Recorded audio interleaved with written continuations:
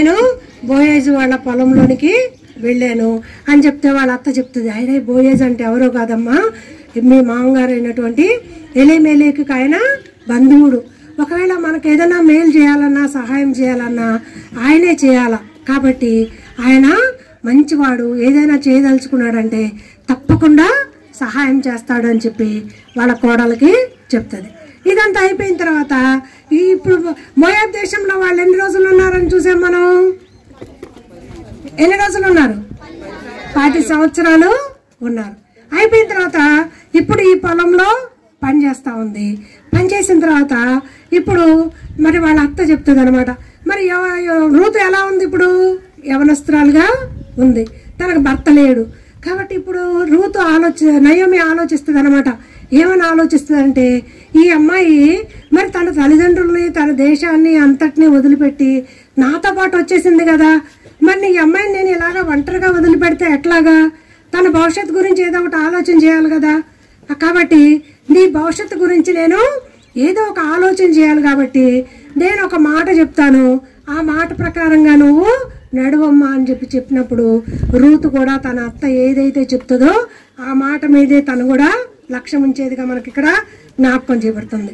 అయితే ఇప్పుడు వాళ్ళ అత్త చెప్తుంది కదా, ఇక్కడ చెప్తా ఉందన్నమాట, అమ్మా నువ్వు మరి నాతో పాటు వచ్చావు కదా, నన్ను నమ్ముకొని వచ్చావు, నేనంటే ముసల్దాన్ని అయిపోయాను, నాకు ఇంకేం అవసరం లేదు, ఏదో నాకు ఇంత పెడితే తిని పక్కన పడి ఉండేదాన్నే, కానీ నీకు చాలా భవిష్యత్తు ఉంది కదా, నువ్వు యవనస్తురాలివి, కాబట్టి నీ భవిష్యత్తు గురించి నేను విచారించాలా, నీ భవిష్యత్తు గురించి నేను ఏదో ఒక ప్రణాళిక నేను చేయాలా, కాబట్టి నేనేం చెప్తానో అది నీవు చేయాలి అని చెప్పి అక్కడ చెప్తుంది అనమాట.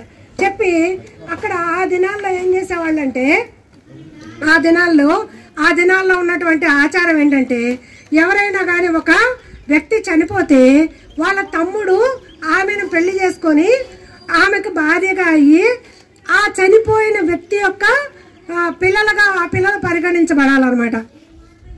అర్థమైందా? ఇప్పుడు భార్యకి ఒక వ్యక్తికి ఒక స్త్రీకి ఎవరైనా భర్త చనిపోతే వాళ్ళ సమీప బంధువు లేకపోతే తమ్ముడు రక్త సంబంధి వాళ్ళు ఏం చేసుకోవాలా, వాళ్లే పెళ్లి చేసుకొని వాళ్ళు ఏం చేస్తారు, వాళ్ళకి పిల్లలు పుడతారు కదా, ఆ పిల్లలు ఎవరి పిల్లలుగా పరిగణింపబడతారో తెలుసా? చనిపోయినటువంటి వ్యక్తికి. ఇప్పుడు రూతు ఎవరి భార్య? మహలోను భార్య. ఎవరి భార్య? మహలోను భార్య. ఒకవేళ రూతుకి ఎవరినైనా పెళ్లి చేసుకొని రూతుకి పిల్లలు పుడితే ఆ పిల్లలు ఎవరి పిల్లలుగా పరిగణిస్తారు? మహలోను యొక్క సంతానంగా ఆ దినాల్లో అలాగా ధర్మశాస్త్రంలో అలాగా రాసి పెట్టడం జరిగింది అనమాట.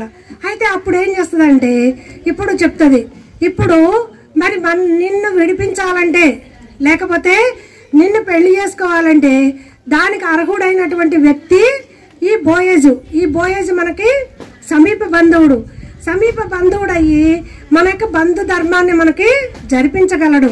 కాబట్టి నువ్వేం చేస్తావంటే, బోయేజు ఏం చేస్తున్నాడు, బోయేజుకి పొలం ఉందని చెప్పాం కదా, ఆ పొలంలో మరి ఈ రాత్రికి పంట నూరుస్తాడంట. పంట నూర్చి ఈ రాత్రికి అక్కడే పడుకుంటాడు. కాబట్టి నువ్వు వెళ్ళి ఏం చేస్తావంటే, బోయేజు పడుకునేంత వరకు కూడా నువ్వు ఆయనకి కనబడకుండా ఒక చాటును దాక్కొని బోయేజు పడుకున్న తర్వాత ఆయన కాళ్ళ దగ్గరికి వెళ్ళి పడుకో అని చెప్పి చెప్తుంది అనమాట.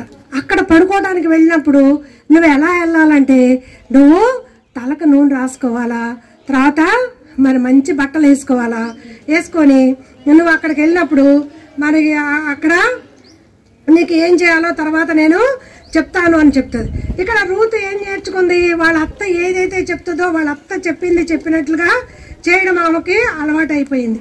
నువ్వు స్నానం చేసి తైలం రాసుకొని నువ్వు మంచి బట్టలు వేసుకొని నువ్వు పొలంలోనికి వెళ్ళి ఆ బోయేజు పనంతా ముగించుకొని పడుకోవడానికి వస్తాడు కదా, ఆ పడుకున్నప్పుడు ఆ ప్లేస్ ఎక్కడో చూసుకొని ఆ ప్లేస్లో నువ్వు మరి ఆయన కాళ్ళ దగ్గర పడుకోవాలి అని చెప్పి తనకొకటి చెప్పి పంపిస్తుంది అనమాట. ఇది ఎందుకంటే ఈ బోయేజు ఒకవేళ తనకి ఇష్టమైతే అప్పుడు ఏం చేస్తాడు, రూతుని పెండ్లి చేసుకోవచ్చు, రూతుకి బంధు ధర్మం జరిగించవచ్చు. కాబట్టి ఇక్కడ వాళ్ళ అత్త చెప్పినట్లుగానే పొలం దగ్గరికి వెళ్ళింది. ఇక్కడ బోయేజు ఏం చేస్తున్నాడు, పొలంలో పని చేసుకుంటా ఉన్నాడు. ఈ పని చేసుకున్నంత వరకు ఇక్కడ ఏమని చెప్పింది వాళ్ళ అత్త, బోయజు కనబడకుండా నువ్వు దాగి ఉండు అని చెప్పి చెప్పింది అనమాట. చెప్పినప్పుడు అట్లాగే చేసింది. చేసిన తర్వాత ఇప్పుడు ఏం చేసింది, బోయజు పడుకున్న తర్వాత బోయజు యొక్క కాళ్ళ దగ్గరికి వెళ్ళి అక్కడ పడుకుందనమాట. ఇది మనకేం జ్ఞాపకం చేయబడుతుందంటే, ఇక్కడ తనని మరి పెళ్లి చేసుకోవడానికి, లేకపోతే తనని ఈ లోకంలో నుండి మరి వేరు చేయడానికి, తనకొక ప్రత్యేకతను ఇవ్వడానికి, కదా మనం ఇప్పుడు పాడుకున్న పాట, తనకొక నూతన బ్రతుకునివ్వడానికి, నూతన మార్గంలోనికి నడిపించడానికి, నూతన జీవాన్ని ఇవ్వాలంటే గనక ఎవరైతే సమీప బంధువుగా ఉంటారో వాళ్ళు మాత్రమే ఇవ్వగలరు అనమాట. అందుకని చెప్పి ఇప్పుడు ఆ సమీప బంధువుడైనటువంటి బోయజు ఈ బంధు ధర్మం జరిగిస్తాడా లేదా అది మనకు తెలిసిపోతుంది అని చెప్పి అక్కడ పంపిస్తుంది అనమాట. ఇది పంపిస్తే ఆమె వెళ్ళి అక్కడ పడుకుంటుంది. ఇక్కడ కాళ్ళ దగ్గర పడుకుంటుంది. కాళ్ళ దగ్గర పడుకున్నప్పుడు మధ్యరాత్రిలో మరి ఇక్కడ బోయజుకి మెలకు వస్తుంది.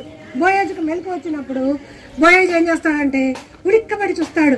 ఉలిక్కబడి చూసి, అరే ఎవరో నా కాళ్ళ దగ్గర ఉన్నట్లు కనబడుతుంది, ఎవరీమే అని చెప్పి, ఎవరీమే అని, ఎవరు నువ్వు అని అడిగితే అప్పుడు చెప్తుంది, నీది ఆసురాలు లేనటువంటి రూతు నేను, నువ్వు నాకు బంధు ధర్మం జరిపిస్తావంట. కాబట్టి అక్కడ బైబిల్లో ఏమని రాసి ఉంటుందంటే, నీ కొంగు నాకు కప్పు అంటే, కొంగు కప్పడం అంటే మనకేం జ్ఞాపకం చేస్తుంది అంటే, నన్ను పెళ్లి చేసుకో అని అడగడం అక్కడ జ్ఞాపకం చేయబడుతుంది. అక్కడ అప్పుడు బోయజు ఈ రూతును చూసి చాలా ఆశ్చర్యపోతాడు. ఎందుకంటే ఈమె ఎట్లా ఉంది, యవనస్తురాలు కదా. ఈ దినాల్లో యవనస్తులు ఎలా ఉన్నారు కదా, యవనస్తులు లోకంలో ఎంతో ఆకర్షణీయంగా ఉంటా ఉన్నారు కదా. అందరూ డిసైడ్ చేసుకుంటారు, నేను చేసుకునే పెళ్లి కొడుకు ఎట్లా ఉండాలా, ఇంత పొడుగు ఉండాలా, మంచి శాలరీ ఉండాలా, కారు ఉండాలా, ఇల్లు ఉండాలా, అది ఉందా, ఇది లేదా కదా, ఎన్నెన్నో ఆలోచనలు పెట్టుకొని ఈ దినాల్లో ఎంతో మంది పిల్లలు వాళ్ళ జీవితాలని పాడు చేసుకుంటా ఉన్నారు. కాబట్టి మగపిల్లలు కూడా అట్లా చేస్తా ఉంటే, మరి అటువంటి దినాల్లో ఈ రూత్ ఏం చేస్తా ఉంది, వాళ్ళ అత్త ఏదైతే చెప్పిందో అదే చేస్తా ఉంది. వాళ్ళ అత్తకి ఎదురు ప్రశ్న ఇట్లా, ఎందుకు నేను బోయజ్ దగ్గరికి ఎందుకు వెళ్ళాలా, బోయజే ఎందుకు నన్ను చేసుకోవాలా, ఇంక ఈ దేశంలో ఇంకెవరు లేరా అని అడగకుండా వాళ్ళ అత్త ఏదైతే చెప్తుందో వాళ్ళ అత్త చెప్పిన ప్రకారమే వింటుంది.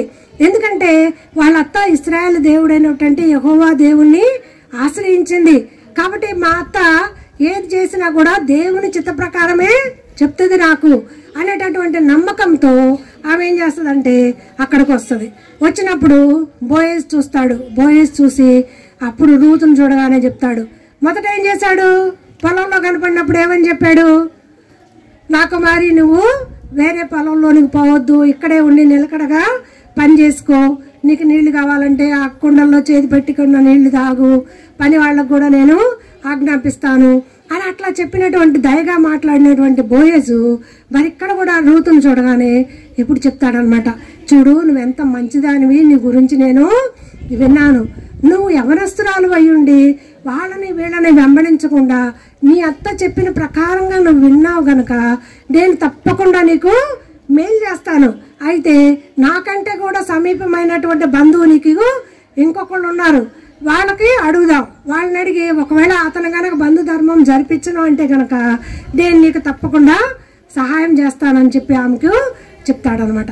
అంతేకాకుండా ఇంకొక మాట కూడా చెప్తాడు. ఏం చెప్తాడంటే, మునుపటి ప్రవర్తన కంటే కూడా ఇప్పటి ప్రవర్తన నీకు ఎంతో మంచిగా ఉంది, నువ్వెంతో గొప్పదానివి అవుతావు, కాబట్టి నువ్వు మరి తెల్లవారే వరకు కూడా ఉండి నువ్వు తర్వాత వెళ్ళిపో అని చెప్పి చెప్తాడనమాట. చూసారా మరి ఎంత మంచి సాక్ష్యాన్ని పొందింది. తన యొక్క మన ప్రవర్తన, మన సత్ప్రవర్తన ఎలాగ ఉంది, మన సత్క్రియలు కదా, మనం సత్క్రియలందు ఆసక్తి కలిగిన ప్రజలుగా మనల్ని దేవుడు చేశాడు. మనం చేసేటటువంటి మంచి పనులు ఏం చేస్తా ఉంటాయి, తల్లిదండ్రులకు పేరు తెస్తాయి, దేవుని నామానికి కూడా మహిమ తెస్తాయి. మనం అల్లరి చిల్లరగా ఉండి ఆటలు ఆడుకుంటా అట్లా ఉంటే తల్లిదండ్రులకి అవమానమే, నువ్వు బాటలు తాడుకో, తల్లిదండ్రులకి అవమానమే, తర్వాత దేవునికి నామానికి కూడా అవమానమే. ఇక్కడ బోయజు రూతుని ఎంత బాగా అంటున్నాడు చూడండి, నీ మునుపటి ప్రవర్తన అంటే ముందు భర్త చచ్చిపోయినా కూడా మీ అత్తని వెంబడించడానికి వచ్చావు కదా నువ్వు, ఆ ప్రవర్తనే చాలా బాగుందని నేను అనుకున్నాను, కానీ ఇప్పుడు నువ్వు చేసి వచ్చినటువంటి ప్రవర్తన, మీ అత్త మాట విని నువ్వు నా దగ్గరకే వచ్చావు, వేరే వాళ్ళని ఎవరిని ఆశ్రయించలేదు, అట్లాంటి వాళ్ళు కావాలి ఇట్లాంటిగా వాళ్ళు కావాలని నీ సొంత ఆలోచన చేసుకోకుండా వచ్చావే, ఈ ప్రవర్తన ఇంకా గొప్పది, మునుపటి ప్రవర్తన కంటే కూడా ఇప్పటి ప్రవర్తన, నీ సత్ప్రవర్తన మరి ఎంతో మంచిది. కాబట్టి దేవుడు నీకు మేలు చేస్తాడు, నేను కూడా నీకు సహాయం చేస్తానని చెప్పి పంపించేస్తాడు అనమాట. ఇక్కడ మాట్లాడుతూ ఉంటాడు. మాట్లాడిన తర్వాత అక్కడ మరి వచ్చి చెప్తుంది అనమాట. ఇక్కడ మాట్లాడుతూ ఉన్నాడు, రూతుతోటి మాట్లాడాడు. మాట్లాడిన తర్వాత ఇప్పుడు మళ్ళీ ఏం చేసిందంటే, ఇప్పుడు మరి ఇక సరే ఇప్పుడు బోయజ్ మేలు చేస్తానని చెప్పాడు కదా. బోయజ్ మేలు చేసిన తర్వాత ఏమని చెప్పాడు, నాకంటే నీకు సమీప బంధువుడైనటువంటి ఇంకొక అతను ఉన్నాడు, అతనని అడుగుదాము, ఒకవేళ అతను నీకు బంధు ధర్మము జరిగిస్తే సరే ఉంది, లేకపోతే నేను చేస్తాను. అంటే ఇక్కడ బంధు ధర్మము జరిగించడం, లేకపోతే బోయేజు అనే మాటకు అర్థం ఏంటంటే విమోచించేవాడు, విడిపించేవాడు. కాబట్టి మనల్ని పాపం నుండి శాపం నుండి విడిపించేవాడు ఎవరు? యేసుక్రీస్తు ప్రభు. ఈ బోయేజ్ ఎలా ఉన్నాడంటే యేసుక్రీస్తు ప్రభువుకి సాదృశ్యంగా ఉన్నాడు. ఈ రూతును విడిపించడానికి ఎట్లాగైతే బోయేజు విడిపించేవాడుగా ఉంటా ఉన్నాడో, యేసుక్రీస్తు ప్రభు వారు కూడా మనల్ని కూడా అట్లా విడిపించేవాడుగా ఉన్నాడు. కాబట్టి బోయేజు విడిపించేవాడుగా ఉన్నాడు కాబట్టి రూత్ ఏం చేసింది, బోయేజు యొక్క కాళ్ళ దగ్గర పడుకుంది. ఈ బోయేజు కాళ్ళ దగ్గర పడుకోవడం మనకేం జ్ఞాపకం చేస్తుందంటే, మనము కూడా యేసుక్రీస్తు ప్రభు వారి సిలువ ఎదుట మనం సాగిలపడాల. ఆ సిలువే మనల్ని రక్షించేది కదా, ఆ సిలువే మనల్ని విమోచించేది. ఆ సిలువలో చేసినటువంటి ఆ త్యాగం ద్వారానే, ఆ బలియాగం ద్వారానే దేవుడు మనకి విమోచన, విడుదల అనుగ్రహించేవాడు అని మనకి ఇక్కడ జ్ఞాపకం చేయబడుతుంది. కాబట్టి ఇప్పుడు బోయేజు మాట ఇచ్చాడు కదా విడిపిస్తానని. అయితే ఇక్కడ ఇంకొక మాట జ్ఞాపకం చేసుకోవాలా. ఇక్కడ విడిపించేవానికి 4 లక్షణాలు కలిగి ఉండాల. ఏవేంటంటే, విడిపించేవాడు మొట్టమొదటిగా ఆ కుటుంబానికి రక్త సంబంధి అయి ఉండాల. రక్త సంబంధి అంటే అర్థం ఏంటి కదా, మేమందరం రక్త సంబంధం అంటాం. అంటే ఏంటి, ఒక కుటుంబానికి చెందిన వాళ్ళు కదా, అన్నదమ్ముల పిల్లలు, అక్క చెల్లెళ్ళ పిల్లలు కదా. అట్లా ఆ విడిపించేవాడికి 4 లక్షణాలు ఉండాలి. ఒకటి రక్త సంబంధి అయి ఉండాలా, రెండోది విడిపించడానికి ఆయనకు స్తోమత ఉండాలా కదా.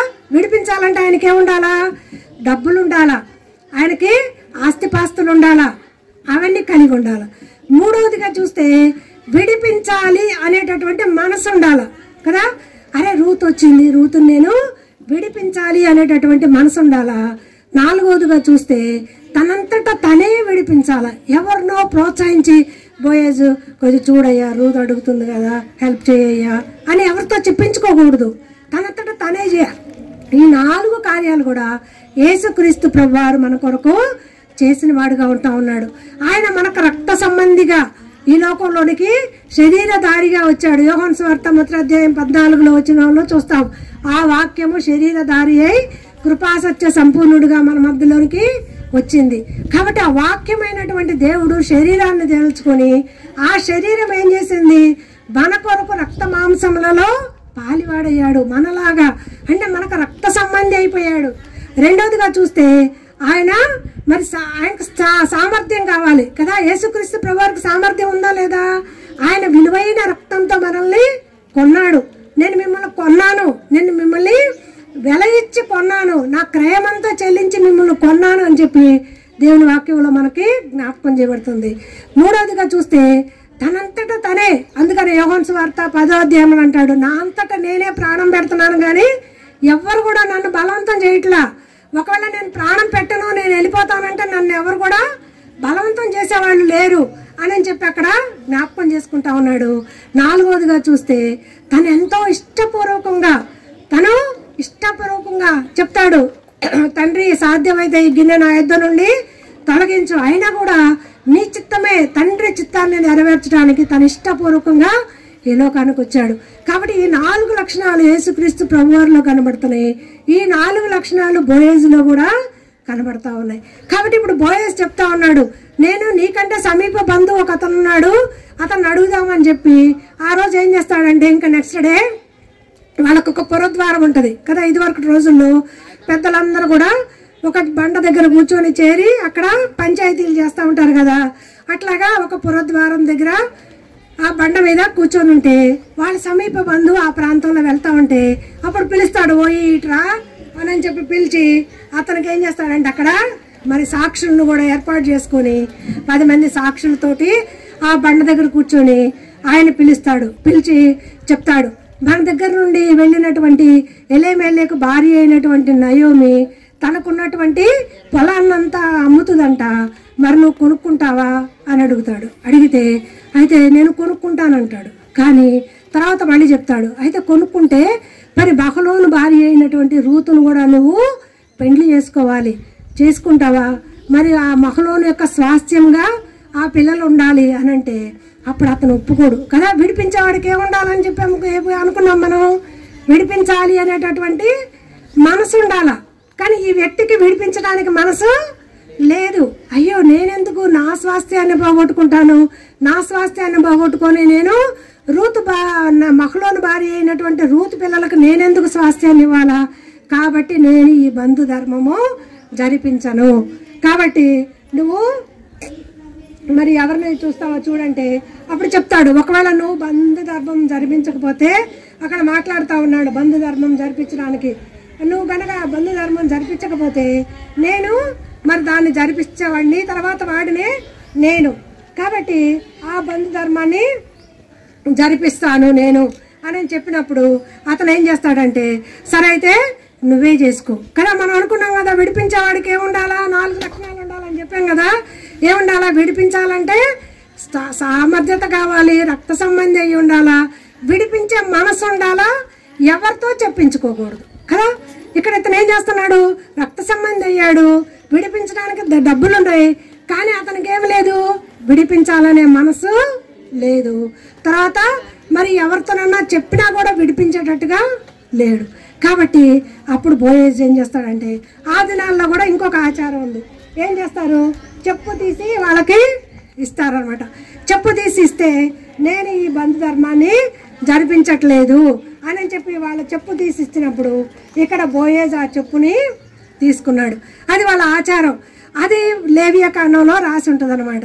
అయితే ఇక్కడ ఇప్పుడు చెప్పు తీసుకొని ఇప్పుడు చెప్తా ఉన్నాడు బోయేజు, ఓ చూడండి నేను ఎలేమెలేకు సంతానమైనటువంటి ఎలేమెలేకు యొక్క భూభాగాన్ని, వాళ్ళ 2 కుమారులైనటువంటి బహలోను కిల్యోను అనేటటువంటి భూభాగాలను నేను కొనుక్కుంటున్నాను.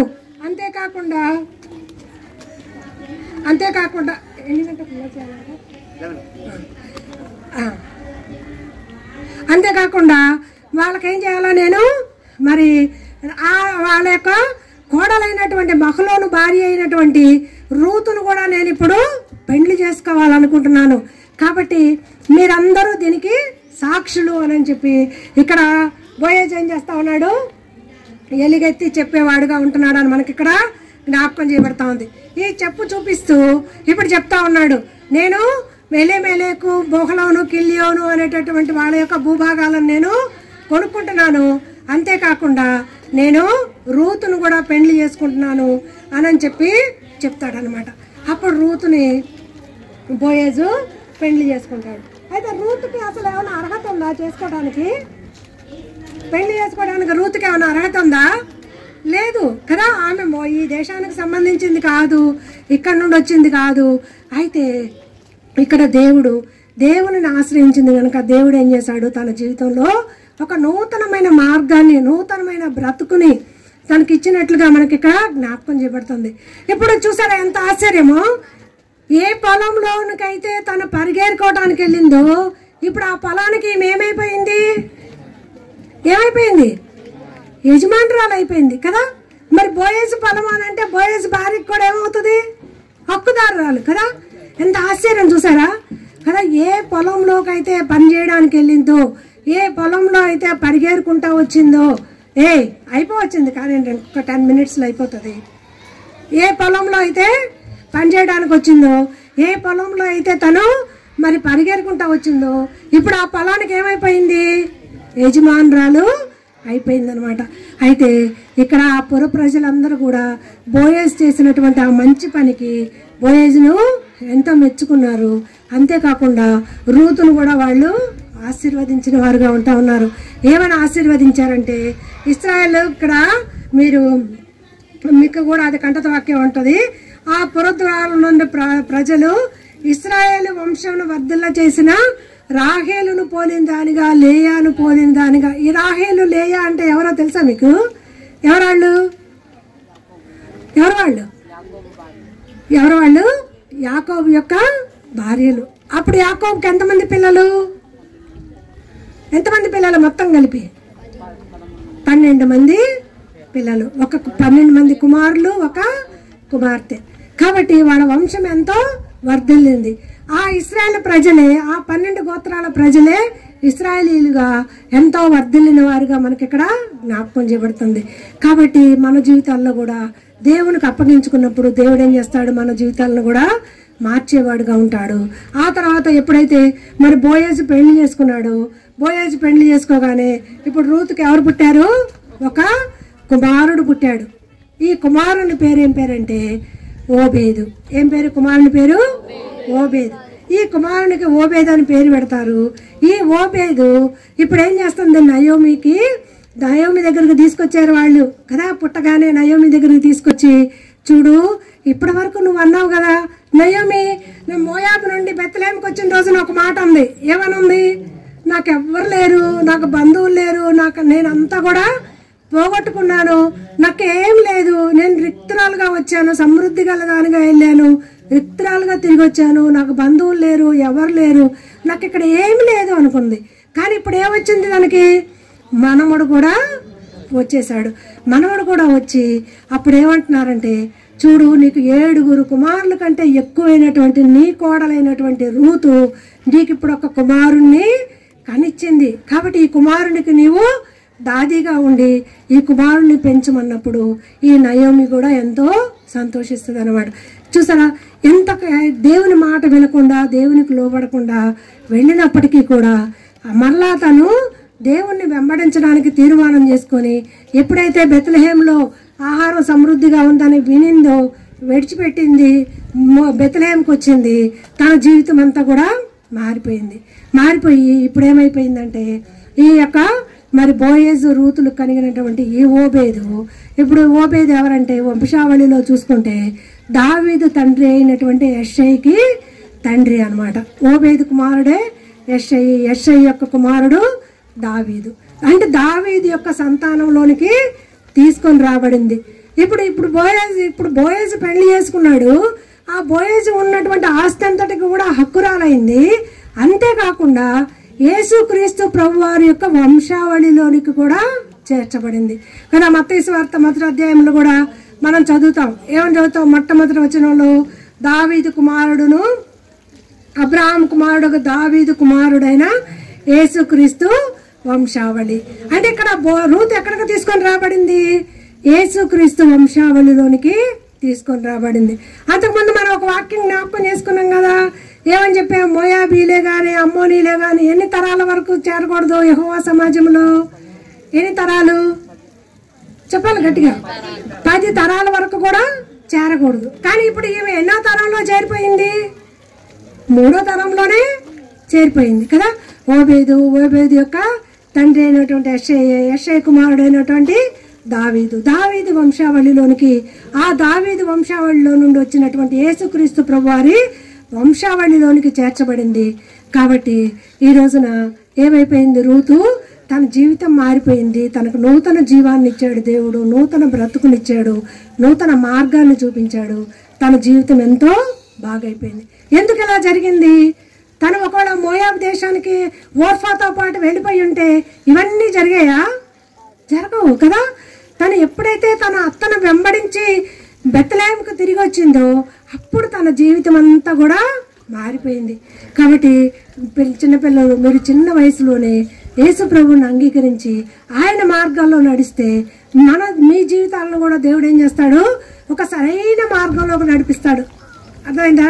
మీ ముందు నిలబడిన నేను కూడా ఒకప్పుడు మరి యేసు ప్రభు అంటే ఎవరో తెలియదు, క్రైస్తవుల కుటుంబంలోనే పుట్టాం. కానీ యేసు ప్రభు అంటే ఎవరో మాకు మరి చర్చికి వెళ్ళే వాళ్ళం కాదు. యేసు ప్రభుని గురించిన విషయాలే తెలియవు నాకు 15 సంవత్సరాల వయసు వచ్చేటప్పటికి. కానీ మీరందరూ కూడా ఎంతో ధన్యులు. మీరు చిన్న వయసులోనే యేసుక్రీస్తు ప్రభువారిని ఎరగడానికి దేవుడు మీకు ఇటువంటి సండే స్కూళ్ళు, VBSలు అన్ని కూడా ఏర్పాటు చేసి మీకు దేవుని యొక్క వాక్యాన్ని వినిపిస్తా ఉన్నాడు. ఆ దినాల్లో మేము వెళ్ళా, రక్షణ పొందలా. అయితే నేను ఎప్పుడైతే 10th క్లాస్కి వచ్చానో అప్పుడు యేసుక్రీస్తు ప్రభువారిని నా సొంత రక్షకునిగా అంగీకరించాను. ఆ రోజు నుండి నా జీవితం అంతా కూడా మారిపోయింది. అంతకు ముందంతా కూడా నేను ఎంతో తెలివి తక్కువ దానిగా ఉండేదాన్ని. అలాంటి నన్ను దేవుడు ఆయన జ్ఞానంతో నింపాడు, చదువుకున్నాను, మంచి ఉద్యోగం ఇచ్చాడు.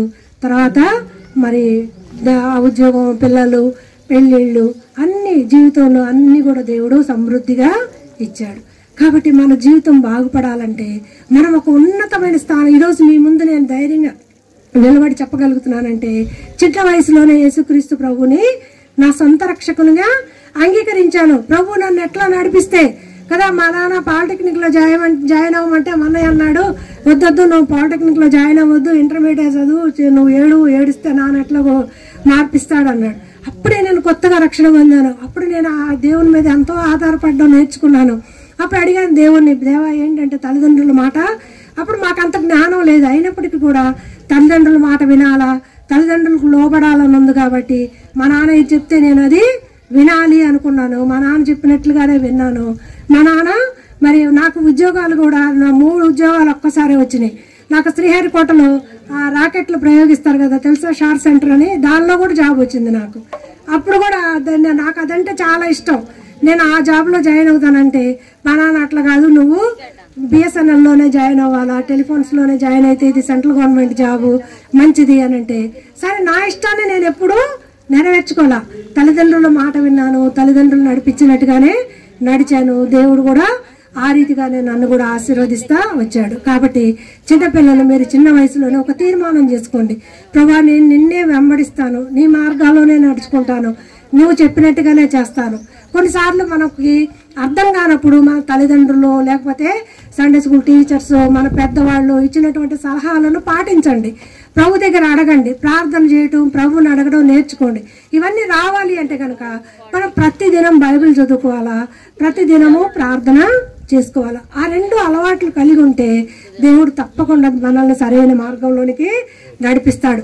ఈ రూతు ఏ రీతిగా అయితే దేవుణ్ణి వెంబడించి మరి ఆ యొక్క నయోమిని వెంబడించిందో, నయోమిని వెంబడించింది అంటే అర్థం ఏంటంటే నయోమి కలిగి ఉన్నటువంటి దేవునిని వెంబడించడానికి తీర్మానం చేసుకుంది. నయోమిలో ఏ మంచి లేదు, నయోమిలో ఏదో మంచి ఉందని కాదు. నయోమిలో ఏం చూసింది రూతు? నయోమి ఏ దేవుణ్ణి అయితే వెంబడిస్తా ఉందో ఆ దేవుణ్ణి చూస్తా వచ్చింది. కాబట్టి మీరు కూడా మరి చిన్న వయసులోనే మరి వచ్చారు, ఎంతో కష్టపడి ఇంత ఎండలో ప్రయాసపడి వచ్చారు. కాబట్టి మీ హృదయంలో ఒక తీర్మానం చేసుకోండి. రూతు మనకు ఎంతో మరి జ్ఞాపకం చేస్తా ఉంది. నేను వెంబడించినట్లుగానే మీరు కూడా వెంబడిస్తే నా జీవితం ఎలా మారిపోయిందో మీ జీవితం కూడా అలాగా మారిపోతుంది. ఏ పొలంలో అయితే నేను పరిగెరుకున్నానో ఆ పొలానికే ఇప్పుడు నేను యజమానురాలను అయిపోయాను. ఏ సమాజంలో అయితే చేరకూడదని చెప్పారో ఆ సమాజంలోనే నేను ఇప్పుడు చేరిపోయాను.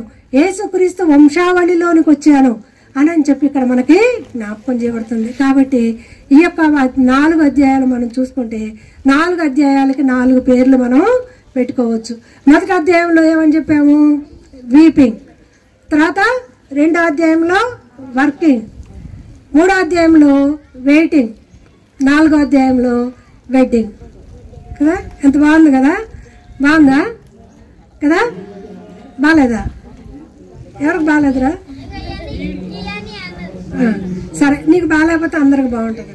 అయితే చూడండి, అక్కడ మరి మొదటి అధ్యాయంలో సంతాపం, అంతా ఏడుపు కదా. ఏడుపు వచ్చినప్పుడు ఏం చేస్తారు? సంతాప సభ అని పెడతారు కదా. ఎవరైనా చనిపోతే ఏమని పెడతారు అక్కడ? సంతాప సభ, సంతాపం. తర్వాత అక్కడ మనం చూస్తే అక్కడ చివరిగా మరి సంతాపం తర్వాత మర్చిపోయాను నేను కూడా. ఇక్కడ సంతాపం తర్వాత సేవ. తన ఏం చేస్తా వచ్చింది? అత్తకు సేవ చేస్తా వచ్చింది కదా. తర్వాత 3వ అధ్యాయంలో చూస్తే తన యొక్క సమర్పణ. తర్వాత మన 4వ అధ్యాయంలో చూస్తే అక్కడ సందడి. పెళ్లి సందడి కదా, మనం కూడా బోర్డు పెడతారు, ఎవరైనా పెళ్లి అయితే పలానా వారి పెళ్లి సందడి అని పెడతారు కదా. కాబట్టి సంతాపంలో నుండి తర్వాత సేవ చేసే అనుభవంలోనికి తీసుకొచ్చాడు, తర్వాత సమర్పణలోనికి తీసుకొచ్చాడు, తర్వాత అక్కడ పెళ్లి సందడిలోనికి తీసుకొచ్చాడు. యేసుక్రీస్తు ప్రభువారు కూడా ఒక దినాన మనల్ని కూడా ఆయన పెండ్లి చేసుకోవడానికి పెండ్లి కుమారుడుగా ఈ లోకానికి రానయ్యున్నాడు కదా. మనం అనుకుంటున్న యేసుక్రీస్తు ప్రభువారు త్వరగా రానయ్యున్నాడు, ఆయన పెండ్లి కుమారుడుగా రానయ్యున్నాడు. ఒక దినాన మనం కూడా ఆయనతో పెండ్లి వధువుగా మనం చేయబడి ఒక నూతనమైన అనుభవంలోనికి, నూతనమైన పట్టణంలోనికి, నూతనమైనటువంటి ఆకాశము, నూతనమైన భూమి, నూతనమైనటువంటి ఆ పట్టణంలోనికి మనం కూడా తీసుకుపోబడే వారంగా ఉంటున్నామంటే ఈ ఇక్కడ ఉండగానే మనము సిద్ధపడాలా. మనం దేవునికి సేవ చేసుకునే వారంగా ఉండాలా, మన జీవితాన్ని దేవుని కొరకు సమర్పణ చేసుకునే వారంగా ఉండాలా. అప్పుడు మనము ఆ పెండ్లి విందులో కూడా మనము పాలు పొందే వారంగా ఉంటామని మనకి ఇక్కడ జ్ఞాపకం చేయబడుతుంది. కాబట్టి రూతు యొక్క జీవితాన్ని మనం చూస్తూ వచ్చాము. రూతు ఏ రీతిగా అయితే తన అత్త అయినటువంటి నయోమి యొక్క దేవుణ్ణి వెంబడిస్తూ వచ్చిందో, ఆ వెంబడించిన కారణాన తన జీవితం ఎంతగా మార్చబడిందో మనం చూస్తూ వచ్చాము. మన జీవితాలను కూడా ప్రభువుకి అప్పగించుకున్నప్పుడు మన జీవితాలను కూడా దేవుడు మార్చేవాడిగా ఉంటున్నాడు. మనల్ని ఒక నూతనమైన మార్గంలోనికి, నూతన జీవంలోనికి, నూతన బ్రతుకులోనికి మార్చేవాడిగా ఉంటాడని మనకి ఇక్కడ జ్ఞాపకం చేయబడుతుంది. ఆ రీతిగా నడిపించినట్లు ప్రభు మనకు సహాయం చేయను కాక. ప్రార్థన చేసుకుందాం. ఒక్కసారి మోకరించండి. ఎవ్వరు అటు ఇటు చూడవద్దు. ఒక్క 5 minutesలో అయిపోతుంది. ఎవ్వరు అటు ఇటు చూడొద్దు.